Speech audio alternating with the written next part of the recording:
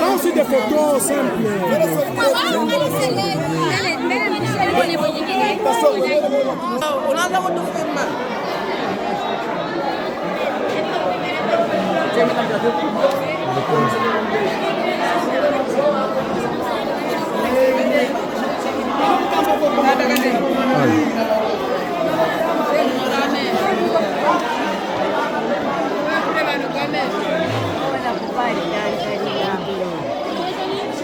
Il y a plus de multitude de personnes.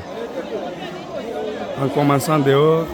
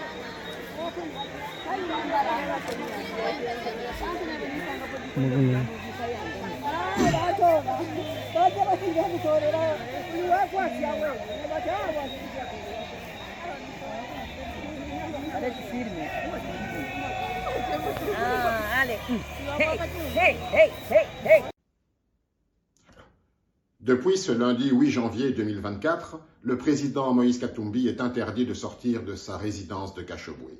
Des militaires lourdement armés et circulant à bord de véhicules blindés encerclent sa maison.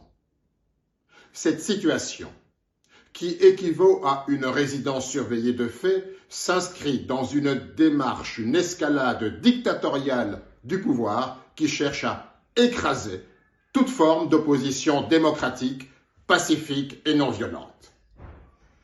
Moïse Katumbi est un citoyen libre dans son pays dans lequel il a le droit de s'exprimer et de circuler tout à fait librement. L'encerclement de sa résidence ne relève d'aucun fondement, aucune base juridique. Le pouvoir cherche tout simplement à intimider un leader politique dont le seul crime est de demander l'annulation des élections les plus frauduleuses jamais organisées dans notre pays. À ce titre, les mesures adoptées le 5 janvier dernier par la CENI d'invalider 82 candidats de la majorité présidentielle ne sont qu'un emplâtre sur une jambe de bois. Cet aveu de la CENI, de M. Kadima, ne cache pas les plus graves et les plus nombreuses irrégularités jamais enregistrées dans l'organisation des élections.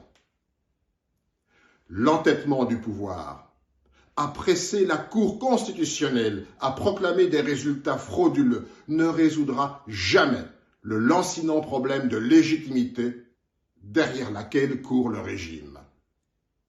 Qu'il soit entendu qu'en déployant des militaires armés, en faisant le pari de la dictature, du mensonge, de la fraude, de l'intimidation, M. Félix Tshisekedi sera tenu pour responsable de toute atteinte à l'intégrité physique de Moïse Katumbi. On n'encercle pas la vérité par des armes, par la fraude, par le mensonge.